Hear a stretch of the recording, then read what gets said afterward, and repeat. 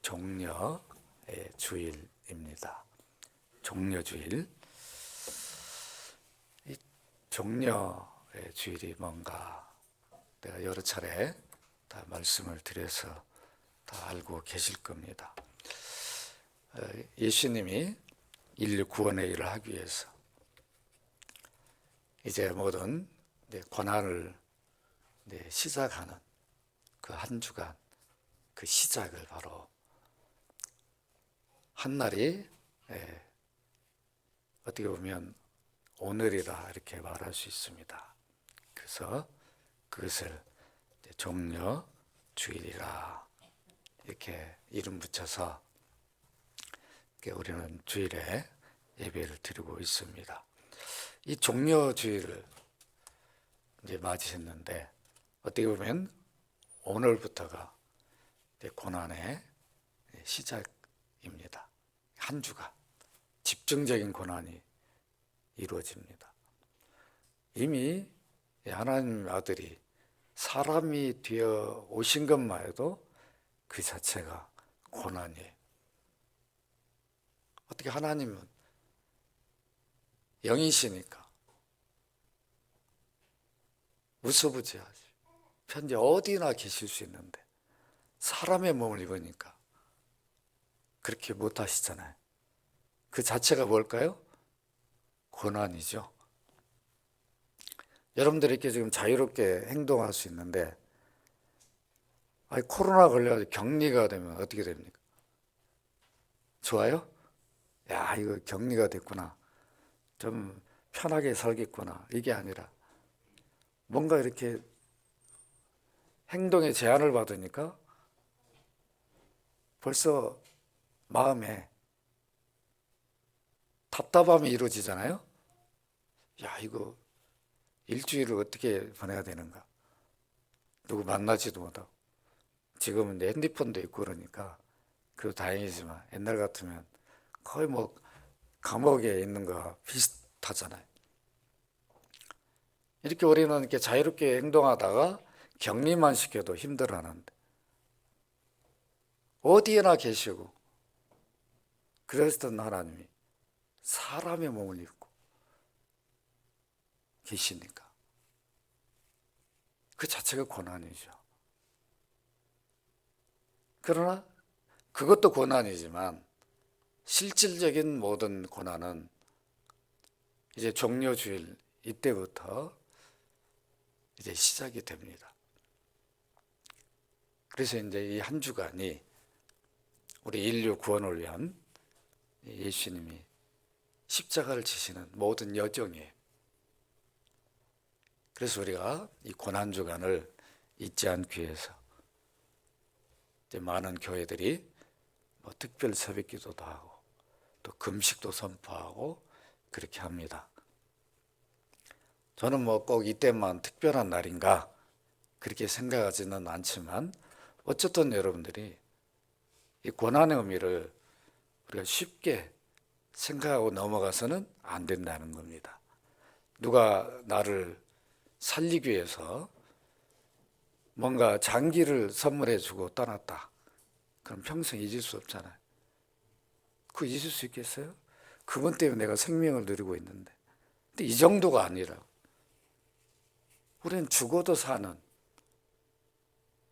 영원히 하나님 나라 백성으로 사는 이러한 우리에게 은혜를 주시기 위해서 하나님의 아들이 사람이 되어서 고난을 받고 십자가 피 흘려 죽으셨다면 우리는 주님의 고난을 평생 잊어서는 안 될 것입니다.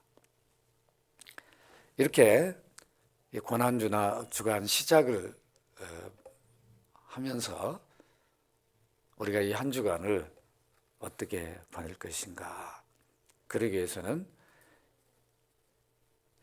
이러한 진정한 고난의 의미를 왜 주님이 고난을 받으셔야 했는가? 이걸 한번 우리가 돌아보아야지. 우리가 그것을 묵상하면서 한 주를 보낼 수 있게 됩니다. 가능하면 이번 주일 한 주간은 우리는 뭐 특별 새벽기도 이런 건 안 하지만 제가 오전 6시, 제가 6시에 이렇게 교회 여러분들이 나오실 수 있는 분들은 나오셔서 함께 월요일에서 금요일까지는 기도했으면 합니다. 여러분 안 나오시면 저 혼자라도 할 겁니다.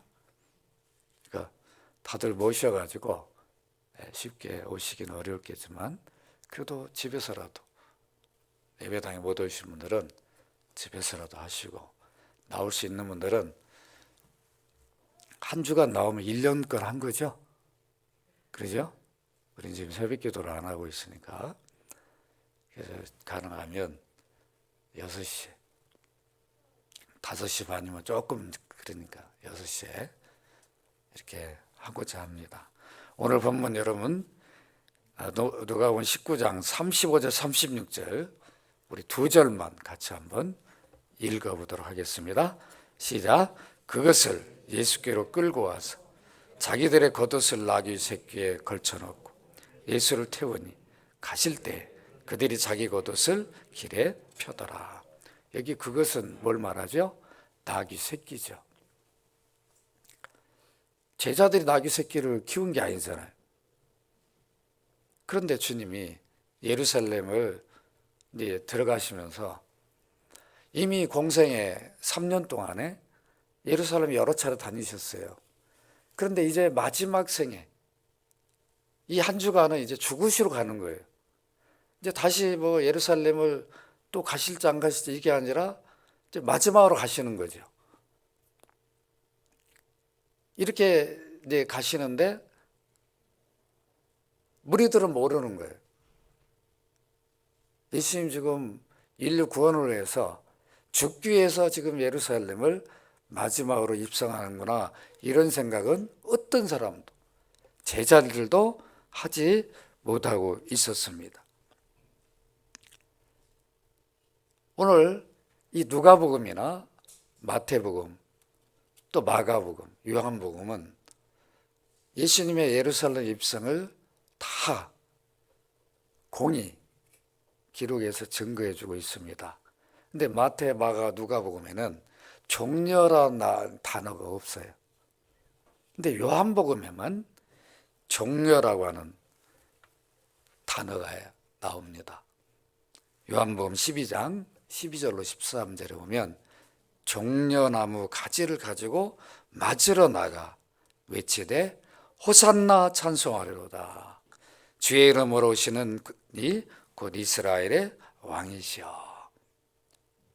이렇게 종려나무, 이것 때문에 종려주일로 부르게 됐어요. 초대교회 때부터 종려주일로 한 게 아니라 한참 뒤에 4세기부터 종려주일로 이렇게 교회가 지키는 이런 모습들이 기록에 나와 있습니다. 종려나무, 가지 때문에 붙여진 이름입니다. 그래서 우리 한글도 종려라는 게 종려나무란 뜻이더라고요. 영어도 그럽니다. 그러니까 이거 뭐 다른 의미가 있는 게 아니라 이렇게 주님이 들어오시니까 많은 무리들이 환영하면서 가지를 들어가지고 이렇게 했던 날입니다. 그런데 우리는 오늘 왜 이렇게 이 많은 무리들이 예수님을 이렇게 찬양하고 크게 기뻐하고 그랬는데 이들이 돌변해가지고 다른 모습으로 바뀌는 것을 발견하게 됩니다. 왜 그랬을까? 그러니까 예수님이 이 땅에 오신 목적을 모르는 거예요. 그러니까 어떤 생각을 했어요? 예수님이 이제 예루살렘에 입성한다고 그러니까 야, 이제는 드디어 왕이 되시는구나. 그러니까 이 많은 무리들이 그걸 기대한 거예요. 자기 구원을 위한 뭐 십자가 같은 건 생각도 안 해요. 뭐 그런 일이 이루어질 이유가 없다라고 생각하는 거예요. 오늘날 여러분들, 우리 이웃들도 그러죠. 믿음을 안 가진 분들은 구원 이런 거 생각도 안 하고 살아요. 그게 뭐가 중요한가? 지금 뭐 숨쉬고 살고 그냥 이 땅에 살면 뭐 잘 먹고 잘 입고 좀 이러다가 가면 그뿐이지. 죽음 이후에 어떤 것도 생각을 안 해요. 그러니까 구원에 대한 관심도 없는 거예요.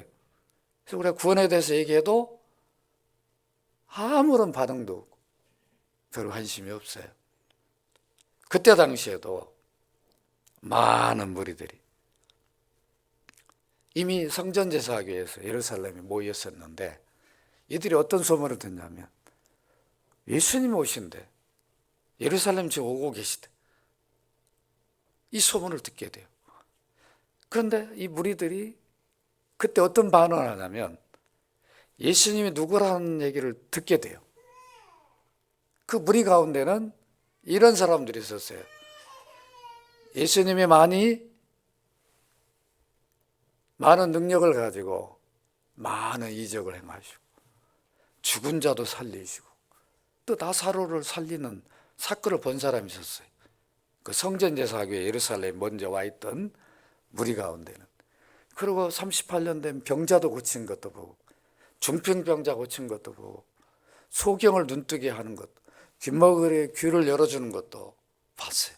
안진뱅이 일을 일으키는 것도 봤어요. 그러니까 여러분 한번 생각해 보세요. 예수님이 오신대. 그러니까 예수님이 누구야? 이런 사람도 무리 가운데 있겠죠? 예수님이 내가 봤는데 38년 된 병자를 고치는 분이야. 뭐야? 그런 능력이 있다고? 아니야, 나는 그 나사로가 무덤에 있었는데 다 썩었는데 그 사람을 살리시더라고. 이런 말을 한 거예요. 그러니까 예수님에 대해 처음 성전제사교회에서 모였던 사람 가운데 예수님에 대해 처음 들었던 사람들, 뭐야? 그분이 여기로 오신다고? 그러면 이런 능력을 가지신 분이라면 이야, 우리가 지금 로마의 지배 속에 이렇게 살고 있는데 우리를 해방시키고 이제 왕으로 이런 분을 세워야 되지 않냐. 그럼 이분이 바로 하나님이 보낸 메시아인가 보다. 기대를 엄청 한 거예요. 다윗이 누렸던 구약시대의 다윗이 이스라엘 최강으로 만들었잖아요. 주변 나라들이 조공을 바칠 정도였어요. 그래서 다윗의 영광이 회복되기를 원하는 마음으로 여러분 얼마나 환영했겠습니까? 그런 마음이 있는데 구원에 대해서는 전혀 생각도 안 하는 거예요. 그게 아니라 이분이 왕이 되면, 이런 능력을 가진 분이 왕이 된다면 앞으로 우리 길은, 우리 민족은 그냥 탄탄대로겠다. 여러분 얼마나 이들이 감격이 있겠습니까? 그런 마음으로 예수님을 환영한 거예요. 그러니까 여러분 한번 상상을 해보라고. 너무도 기대가 크니까. 여러분 대통령 선거할 때 어떻게 하죠? 후보자들하고 막 누구 막 이름 불러가면서 막 이러잖아요. 우리는 지지야 뭐 하고 안 하고 떠나 이렇게 그거 볼 때 어때요? 야, 저분들 참 열성이 대단하다. 그냥 목이 터지더라. 막 누구 그냥 막 대통령 되지도 않았는데 대통령 누구 했는데 그거 떨어지면 어떻게 해? 그런데도 막 그렇게 열광한 걸 보세요. 당시 무리들이 예수님에 대해 어떤 모습이었겠는가? 여러분들이 이 본문 속에서 그걸 발견해야 됩니다. 야, 이렇겠구나. 그런데 예수님이 그들 생각을 다 알고 있는 거죠. 이들이 지금 내가 너희 구원을 위해서 예루살렘에 간다고 생각하지 않고 왕이 되기를 원하고 있는. 그래서 요한복음 12장 13절에 뭐라고 호산나 찬송하리로다. 주의 이름으로 오시는 이 곧 이스라엘 왕이시여. 왕이 되기를 원하는 거예요. 이걸 주님은 하나님이시니까 다 아시는 거예요. 그 무리들의 마음을, 중심을 다, 이들이 어떤 생각 갖고 있는 거 다 알고 계시는 거예요. 그래서 그 기대를 하지 못하도록 예수님이 어떻게 합니까? 제자들에게, 야, 너 저쪽에 가서 나귀 새끼를 끌고 와라. 아니, 예수님 왜 나귀를 타냐고요? 왕이 되려면 뭘 타야 돼요? 말을 타야 되는 거 아니에요? 말을 타고 멋지게 들어가야 되잖아요. 근데 나귀 새끼 여러분 생각해 보세요. 얼마나 보잘것없는 그 나귀 새끼를 끌고 와라. 근데 제자들이 그 주님의 지시를 받았을 때, 아니 그 나귀 새끼 주인이 있는데 가가지고 아무나 뭐 끌고 올 수 있어요? 못 끌고 오잖아요. 근데 주님은 말씀하신, 주가 쓰시겠다 하라. 본래 나귀를 누가 만드신 거예요? 주님이 만든 거죠. 지금 나귀 새끼 주인은 뭐예요? 진짜 주인이 아닌 거죠. 그러니까 진짜 주인이, 야 이거 내 거야 그러니까 아무 말도 못 하는 거예요. 이게 주님의 권세라고 하는 거예요. 하나님의 권세예요. 우리 생명이 내 것처럼 막 느껴지고 있잖아요 지금. 그러니까 막 이러지만 우리 진짜 생명은 누구 거예요? 주님 것이, 하나님 것이죠. 그 하나님 취하면 누구도, 이 땅에 어떤 권세를 가진 자도, 아이 내 생명 건드지 마세요 이렇게 못해요. 이게 하나님의 권세라고 하는 거죠. 하나님만 가진 능력이에요. 나귀를 예수님이 키우지도 않았는데 내가 쓰겠다고 해라 다 명령하니까 아무 말도 못하는 거예요. 그 주인이 원래 자기가 키운 새끼인데 진짜 주인이 쓰시겠다 하니까, 여러분 놀라운 일 아닙니까? 제자들 부를 때도 그러는 거예요. 세관에 앉아있는 마태에게, 야 마태야 너 나 따르라. 주인이 따르라고 하니까 그냥 세관장이 너 어디 가? 소용없어요. 이게 바로 주님의 하나님이심을 증거해 주는 거죠. 우주 만물을 창조하신 하나님이시라는 것은 하나님이 지금 인류 구원의 일을 이루시는 거예요. 그래서 예루살렘에 입성하는데 정말 그렇게 구약의 선지자를 통해서 약속을 주시고 다 했음에도 불구하고 이들은 메시아 오신 것을 구원주로 기대하지 않고 자기들의 어떤 육체적 만족만을 위한 그런 기대를 하고 있었다는 겁니다. 그래서 오늘날 우리도 동일한 때가 많아요. 예수 믿는 목적이 나를 구원해 주신 주님이니까, 이미 나의 주인이 이제 내가 아니고 우리 부모가 아니고 나의 구주시구나, 예수님이시구나, 이렇게 바뀌어서 내가 주님을 위해 사는 게 얼마나 복되고 귀한가를 우리가 알아야 되는 거죠. 근데 우리는 이런 생각을 잘 안 하고 살 때가 많아요. 우리 소유권이 어디에 있는가를 우리가 늘 잊어서는 안 됩니다. 따라서 나는 하나님의 것이다. 나는 주님의 것이다. 그러니까 주님이 쓰시겠다 하면 할렐루야! 나 같은 것을 주님이 쓰신다니 이것처럼 영광이 어디 있습니까? 그 길이 아무리 험난하고 힘들고 어렵다 할지라도 주인이 쓰시겠다고 하니까 그처럼 영광이 어디 있어요? 그것도 창조주가 우리를 이렇게 사용하시겠다 한다면 그것도 버리는 쪽에 사용하는 게 아니라 창조주의 영광을 위해서 우리를 쓰시겠다 한다면 얼마나 복된 거냐. 이 나귀 새끼도 그래요. 여러분 생각해 보세요. 사람이나 태우고 다니던 나귀 새끼, 일이나 하던 나귀 새끼가 구원주를 모시게 됐다는 거. 이것만 해도 나귀에게는 엄청난 영광 아니겠어요? 주님은 나귀 새끼를 타고 들어가셨습니다. 그런데 나귀를 타는 것도 갑자기 우연히 타신 게 아니에요. 이 당시에 얼마나 많은 무리들이 모였는지 마태복음 21장 10절에 보면 예수께서 예루살렘에 들어가시니 온 성이 소동하여, 소동이 일어날 정도였어요. 성전 제사하기에 모였던 사람들이 갑자기 예수님 소문을 듣고는 막 그분이 온다니까, 야, 왕이 되실 분이 온다, 막 난리를 막 치는 거예요. 막 좋아가지고 마치 해방된 기분.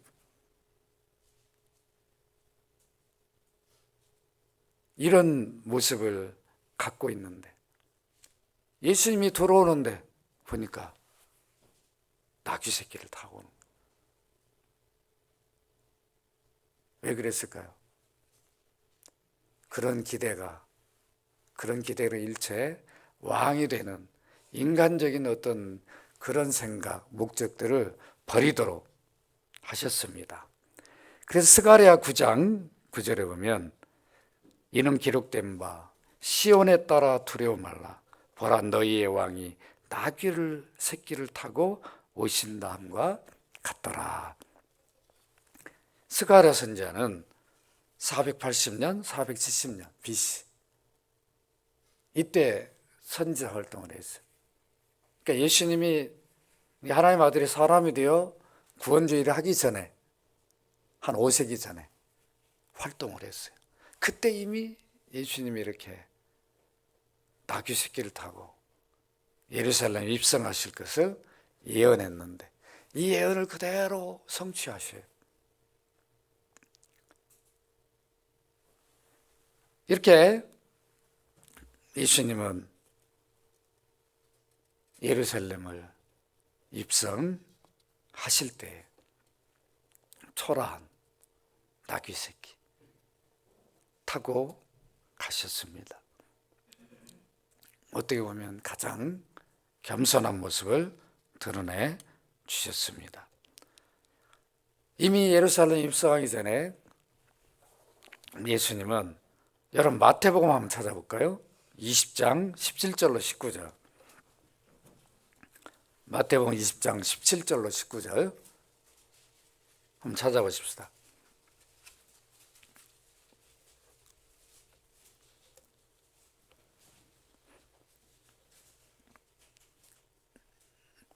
예수께서 같이 한번 읽어봅시다. 시작. 예수께서 예루살렘에 올라가려 하실 때에 12 제자를 따로 데리시고 길에서 이르시되 보라 우리가 예루살렘으로 올라가노니 인자가 대제사장 서기관들에 넘겨지매 그들이 죽이기로 결의하고 이방인들에 넘겨주어 그를 조롱하며 채찍하며 십자가에 못 박게 할 것이나 제3일에 살아나리라. 미리 말씀하셨어요, 안 하셨어요? 그럼 제자들이라도 눈치를 채야 되잖아요. 아이고, 저 많은 무리들이 이렇게 예수님이 십자가 죽으시려고 하시는데, 우리 구원의 일을 누리게 하는데 저렇게 아무것도 모르고 저거 날뛰고 있구나. 그게 아니라 제자들도 이렇게 말씀을 들어도 우리가 복음서에 보면 자리 다툼만 한 거죠. 가면 이제 예수님 왕이 되면 나한테 오른쪽에 좀 이런 자리 주세요. 왼쪽에 갈 이런 자리 주세요. 참 이랬습니다. 그러니까 예수님이 이 땅에 오신 목적을 어느 누구도 깊이 있게 깨닫고 그 구원의 일을 이루기 위해서 이런 일들을 하시는구나. 아무도 깨닫지 못했어요. 그래서 요한복음에 보면 요한복음 12장 16절에 이렇게 말씀합니다. 제자들은 처음에 이 일을 깨닫지 못하였다가 예수께서 영광을 얻으신 후에야 이것이 예수께 대하여 기록된 것임과 사람들이 예수께 이같이 한 것인 줄 생각났더라. 십자가에 죽으시고 그 일을 이룬 다음에 그때 이 말씀이었구나. 그때야 깨닫게 됩니다. 이렇게 많은 무리들의 기대와 다르게 예수님은 예루살렘에 입성하셔서 어떤 일을 하십니까? 그들의 기대대로 왕이 되는 일을 하시지 않았어요. 그 요한은 요한복음에서 이렇게 밝힙니다.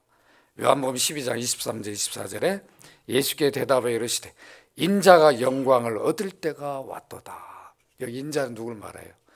예수님이죠. 하나님의 아들이 사람이 된 것을 인자라고 말해요. 인자가 영광을 얻을 때가 왔도다. 예수님이 영광을 얻는다는 건 뭘 말하는 거죠? 십자가의 대속을 위해서 죽으시는 걸 말하죠. 그 자체가 하나님이 보낸 일이니까 하나님이 영광을 받으시는 것이죠. 예수님도 동일한 하나님이시니까 그 아버지를 이름으로 하나님께 영광을 올려드리는 거죠. 이렇게 밝히셨습니다. 인자가 영광을 얻는 일이 어떻게 이루어질 것인가 비유로 말씀하셨어요. 요한복음 12장 24절에 보니까 내가 진실로 진실로 너희에게 이르노니 한 알의 빌이 땅에 떨어져 죽지 아니하면 한 알 그대로 있고 죽으면 많은 열매를 맺느니라. 한 알의 밀알이 될 것을 말씀하십니다. 밀알이 된다는 말은 가만히 있는 게 아니라 여러분 밀알 자체로 가만히 놔두면 아무 열매도 못 맺잖아요. 땅에 심어가지고 죽어서 없어진 것 같은데 거기서 오히려 열매가 많이 나오죠.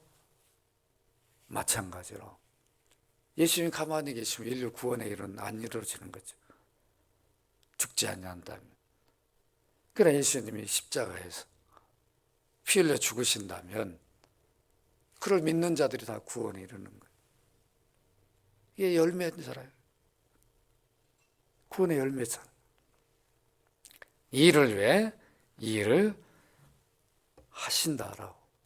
그러기 위해서 나는 지금 예루살렘에 온 것이다. 이렇게 말씀하셨습니다. 이 하나의 비랄,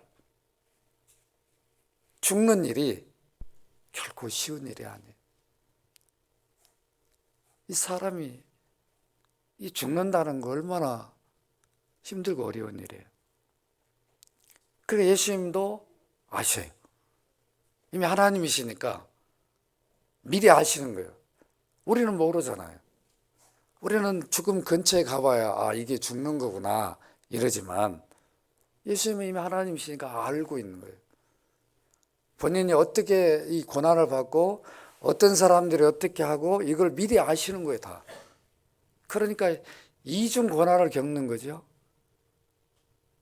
우리는 십자가에 달려보지 않았으니까 모르는데 예수님은 달리시지 않아도 하나님이시니까 어떤 나무에 어떻게 달려서 누가 어떻게 할 거를 다 아시는 거예요.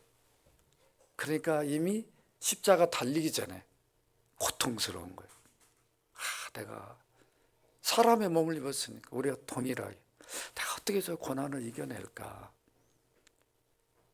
그 생각을 하시는 거예요. 그래서 우리가 겟세마네 기도 속에 그것이 드러납니다. 이 잔, 이 고난의 잔이 얼마나 힘들고 어려우면 예수님은 마태복음 26장 38절 39절에서 내 마음이 매우 고민하여 죽게 되었으니 너희는 여기에 머물러 나와 함께 깨어 있으라 하시고 조금 나아가서 얼굴을 땅에 대시고 엎드려 기도하여 이르시되 내 아버지여 만일 할만하시거든 이 잔을 내게서 지나가게 하옵소서. 이 잔은 바로 죽음을 의미하죠. 죽음에 이 쓴 잔을 마셔야 되는데 자, 이거를 이미 그 고난을 모르면 가서 그냥 마셔봐야 아는데 이미 마시기 전에 다 아시는 거예요. 그러니까 얼마나 힘드셨겠습니까? 그럼에도 불구하고 그러나 나의 원대로 마옵시고 아버지의 원대로 하옵소서. 우리가 여기 마태복음만 보면 그냥 간단하게 그냥 기도를 이렇게 하신 걸로 보여지지만 이 기도는 어떤 기도였냐면 누가복음 22장 44절에 보면 예수께서 힘쓰고 애써 더욱 간절히 기도하시니 땀이 땅에 떨어지는 핏방울 같이 되더라.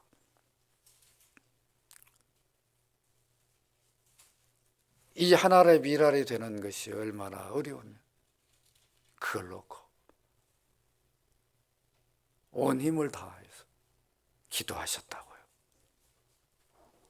그러니까 주님이 당하신 고난은 쉬운 고난이 아니었다는 것을 우리가 성경 속에서 발견할 수 있어요. 어떤 분들은 이렇게 생각합니다. 예수님이 하나님이시니까 그냥 뭐 옆구리 창을 딱 찔릴 때 하나도 안 아프게 하고, 채찍에 맞을 때도 그냥 뭐 우리는 채찍 맞으면 얼마나 아프. 예수님은 그냥 탁 맞을 때 하나도 안 아프게 하나님이 하셨어요. 아니에요.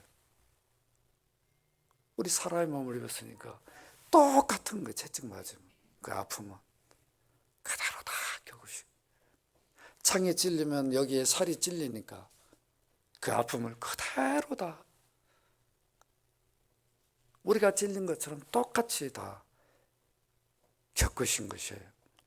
그래서 우리가 절대로 그런 생각하면 안 됩니다. 하나님이시니까 아무 고통도 없이 그냥 찔리고 상하셨다, 이런 생각하면 결코 안 될 것입니다.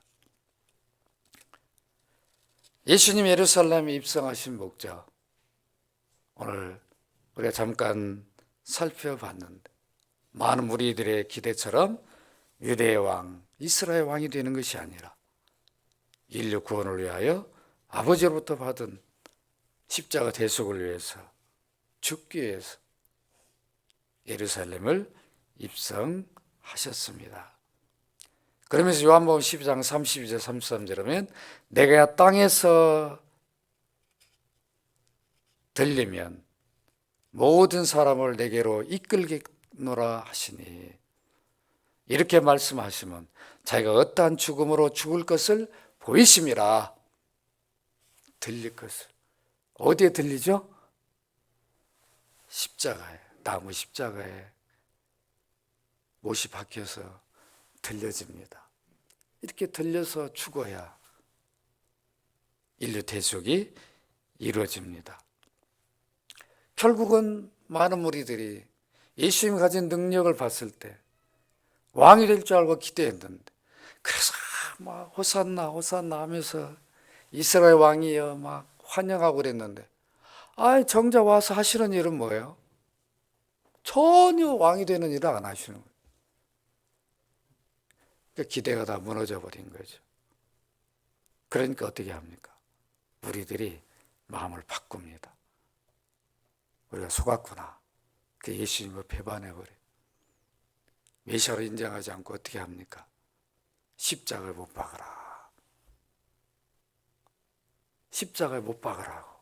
마태복음 27장 22절 24절 한번 읽어보십시다. 우리 마태복음 27장 한번 찾아보십시다. 21장 22절 24절입니다.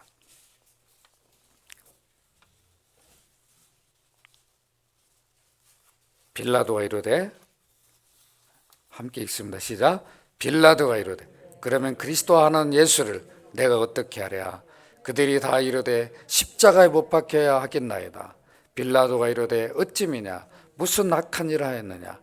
그들이 더욱 소리질러 이르되 십자가에 못 박혀야 하겠나이다 하는지라. 빌라도가 아무 성과 없이 도리어 밀란이 나르는 것을 보고 물을 가져다가 우리 앞에 손을 씻으며 이르되 이 사람이 피에 대하여 나는 무죄하니 너희가 당하라. 결국은 무리들이 예수님을 자기 기대에 어긋나자 십자가에 못 박으라고 합니다. 결국은 무리들이 십자가에 못 박으라고 해서 십자가를 지신 게 아니라, 주님은 십자가를 지시기 위해서 이 땅에 오셨는데, 결국은 환영했던 그들의 배반을 통해서 이 일이 이루어집니다. 이렇게 많은 무리들의 배반으로 십자가를 지신 것 같이 보이지만 사실 십자가는 하나님께서 아들을 보내셔서 인류 구원한 일을 이루시는 일이었어요. 오늘 우리는 종려주일을 맞이해서 주님께서 고난을 왜 받으셨는가? 왜 십자가를 지시고 피 흘려 죽으셨는가? 이것을 우리는 깊이 한번 마음에 새겨야 됩니다. 고난 받으시고 십자가에 피 흘려 죽으신 이유는 우리의 허물과 죄 때문이었습니다. 따라서 합시다. 우리의 허물과 죄 때문이다. 이것도 우연히 십자가 일이 이루어지는 게 아니라, 그래서 이사야 선지자를 통해서 이미 700년 전에 예언을 했어요. 이사야 53장 5절에 보면 그가 찔림은 우리의 허물 때문이요 그가 상함은 우리의 죄악 때문이라. 그가 징계를 받음으로 우리는 평화를 누리고 그가 채찍을 맞음으로 우리는 나음을 받았도다.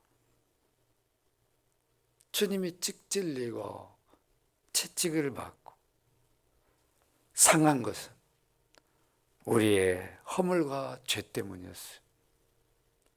우리의 허물과 죄를 갚아주기 위해서 이 고난을 당하셨습니다. 주님이 왜 고난을 당하셨습니까? 십자가 피 흘려 죽으셨습니까?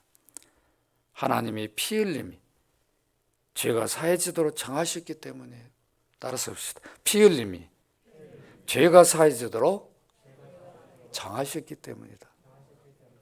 제가 여러 번 말씀드렸어요. 죽는 것도 피 한 방울도 안 흘리고 죽는 사람들이 대부분이에요.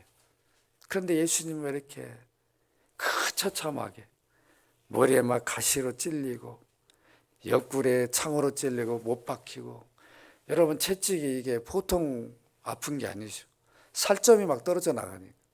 노마 시대에 그 채찍은 딱 때리면 이 끝에가 가죽 끝에 납이 붙어 있다고. 이 살이 박히는 거예요. 딱 때리면 딱 박히면 딱 당기면 어떻게 돼요? 채찍만 오는 게 아니라 뭐가 같이 와요? 살점이 그냥 이만한 살점이 뚝뚝 떨어져 나가는 거예요. 그럼 여러분 지혈이 잘 되겠어요? 안 되겠어요? 여러분 여기 살짝 밴 거하고 살점이 뚝 떨어진 거하고 다르죠? 지혈이 안 되는 거예요. 그러니까 막 피가 계속 채찍이 맞은 데마다 피가 왜 이렇게 죽으셨냐고. 이런 많은 피를 흘리면서. 그렇게 피 흘려야 우리 죄가 사해지는 재료가 됐어요. 그러니까 피 흘림만이 사함을 얻는, 이게 인류를 구원하는 방식으로 하나님이 정하셨습니다. 그래서 레위기 17장 11절에서 육체의 생명은 피에 있음이라 내가 이 피를 너에게 주어 제단에 뿌려 내 생명을 위하여 속죄하게 하였나니 생명이 피에 있으므로 피가 죄를 속하느니라. 따라서 합시다. 피가 죄를 속하느니라. 그래서 예수님이 피를 흘리신 것이 십자가에서 우리를 구원하기 위해서, 우리 죄와 허물을 사해주기 위해서 이 고난을 받으셨습니다. 그래서 구약시대에 예수님이 오시기 전에 제사를 드릴 때도 반드시 피를 뿌렸어요. 양을 그냥 통째로 그냥 불살라 잡은 게 아니라 양을 다 죽여서 각을 뜨고, 그럴 때 피가 나와야 한다. 그 피를 갖다가 다 제사장이 뿌리고, 그 미리 연습을 시킨 거죠. 그 양의 자리에 누가 죽은 거예요? 하나님의 어린 양. 예수님이 그 양의 자리에서 단번에 완전한 구약의 모든 제사를 완성하셔 버렸어요. 이게 고난 받아 이루어진 일이었습니다. 세 번째는 왜 예수님이 고난받고 십자가 죽으셔야 했습니까? 율법의 저주에서 건져내시기 위해서였어요. 따라서 합시다. 율법의 저주에서 건져내기 위해서였다. 하나님 계명은 못 지킵니다. 선악과를 먹지 말라. 지켰어요? 안 지켰어요? 먹어버리잖아요. 내 이웃을 내 몸처럼 사랑하라. 사랑이 됩니까? 잘 안 되죠. 아내 사랑도 잘 안 돼요. 남편 사랑도 잘 안 돼요. 가장 가까운 이웃이 누구예요? 아내, 남편인데 잘 안 된다. 그냥 다툼이 있고 그러잖아요. 이웃을 내 몸처럼 사랑하라. 이게 됩니까? 자식 사랑도 그렇게 못하는데. 그러니까 우리가 하나님 계명을 하라 하지 말라. 이게 잘 안 돼. 그러니까 하나님의 명령을 못 지키면 어떻게 돼요? 값을 지불해야 되잖아요. 그 죽음이라고. 저주예요. 그 저주를 대신 주님이 지불해 줬어요. 계명을 못 지키니까 그 저주를 주님이 대신 받으셨어요. 그게 피 흘려 죽으심이었어요. 그게 주님의 피 흘림을 하나님은 우리 대신 율법의 저주를 받으시는 것으로 여기셨어요. 그래서 율법의 저주가 우리는 해방된 거예요. 예수 안 믿는 사람들은 율법의 저주 아래 있어요. 하나님 계명대로 살지 않았으니까. 그들은 그 값을 누가 대신 지불해 주지 못하잖아요. 그 자기들이 그 저주, 지옥의 저주를 받아야 되는 것이죠.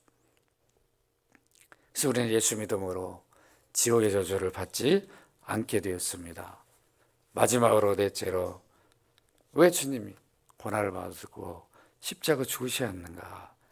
우리를 죄인에서 의인 되도록 하기 위해서였어요. 따라서 합시다.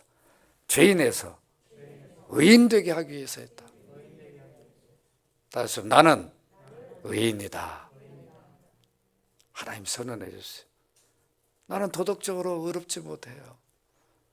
목사인 저도 거짓말 안 할까요? 거짓말 해요, 안 해요? 어떤 분은 목사는 거짓말도 안 하는 줄 알아. 저도 한다고. 왜 안 하겠어요? 우리 아내가 이제 여러분 예배당에 오게 되면 물어보세요. 최 목사가 거짓말하고 살았는지 안 살았는지 물어보라. 왜 이제 목사를 거짓말 안 하겠습니까? 우리는 예수 믿어도 부패한 본성 때문에 내가 불리하면 그냥 거짓말이 나온다. 저만 그럴까요? 우리 모두는 다 원래 죄인들이었는데 예수님의 값을 지불함으로 십자가에서 고난받아 피 흘려 죽으심으로 의인이 되게 했어요. 원래 의로운 자가 아닌데 의롭다라고 의의 옷을 입혀주셨어요. 그러니까 우리는 의인이 된 거예요. 의인이 돼야 하나님 백성이 되는 거죠. 천국에 갈 수 있는 거죠. 하나님 나라에 들어갈 수 있어요. 의의 옷을 입지 않는 자들은 하나님 나라를 들어갈 수가 없어요. 그리스도를 믿는 자만 의의 옷을 입게 되어 있습니다. 그래서 로마서 3장 24절에 그리스도 예수 안에 있는 속량으로 말미암아 하나님의 은혜로 값없이 의롭다 하심을 얻은 자 되었느니라. 여러분 의인입니다. 자부심을 가지고 나는 의인이다. 말씀을 맺습니다. 주님은 생애 마지막에 예루살렘 여러 차례 다니셨지만 마지막에 예루살렘 입성은 달랐어요. 인류 대속을 위해 피 흘려 죽기 위해서 예루살렘에 들어가셨습니다. 들어가셔서 결국은 고난받고 십자가 달려 피 흘려 죽으셨습니다.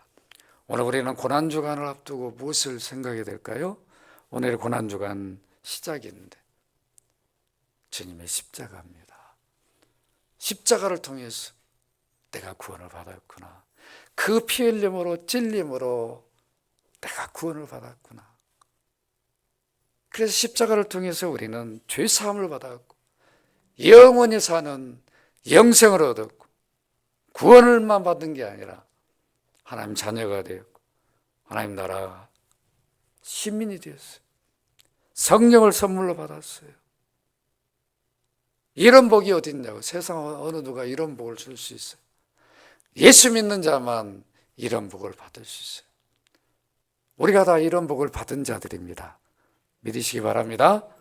그래서 여러분들은 십자가를 통해서 의인이 되었고 구원을 받고 영생을 얻은 자, 나는 하나님의 자녀다, 성령을 받은 자다, 이런 자부심을 가지고 어깨를 펴고 살아야 돼요. 누구한테 기도해 줄 때도 자신감을 가지고 기도해야 돼요. 나는 하나님의 자녀다. 불신자들한테 기도할 때도 나는 하나님의 권세를 입은 하나님의 자녀다. 여러분, 하나님 자녀라는 게 얼마나 어떤 특권을 갖고 있는 줄 알아요? 여러분, 언제든지 아버지 딱 부를 수 있다고. 아버지, 우리 기도가 뭐예요? 부르는 거죠. 아버지 이것 좀 해주세요. 윤지자매, 아빠한테 어떻게 얘기해? 아니, 미안해서 그냥 잘 못하고 그런 거 아니지? 어느 때 막 떳떳하게 아버지, 아빠 이것 좀 해주세요. 그럼 곽집사님 어떻게 해? 아이, 너네 지금까지 해준 게 뭔데 또 달라고 그러냐? 그러지 않는다. 그래. 뭐냐? 내가 지금 못 해줘. 조금만 기다려라. 그냥 허리가 부러지도록 그 딸을 위해서 그냥 뭐든지 하려고 한다. 이게 우리 인간의 마음도 그런데 우리 하나님은 우주 마음으로 창조주시라. 아버지 하나님, 우리가 부르짖으면 언제든지 그래 말해라. 이런 특권을 우리가 가졌어요. 자신감을 갖고 사십시다. 여러분들 이런 은혜를 입었다고, 십자가를 통해서. 그러니까 우리가 고난주간에 이걸 잊을 수 있어요? 이 사랑을 받았으니까 이 은혜와 사랑을 주신 하나님을 마음과 뜻과 정성을 다하여 사랑해야 되죠. 이웃을 내 몸처럼 사랑해야 되죠. 왜요? 십자가 사랑을 받았으니까.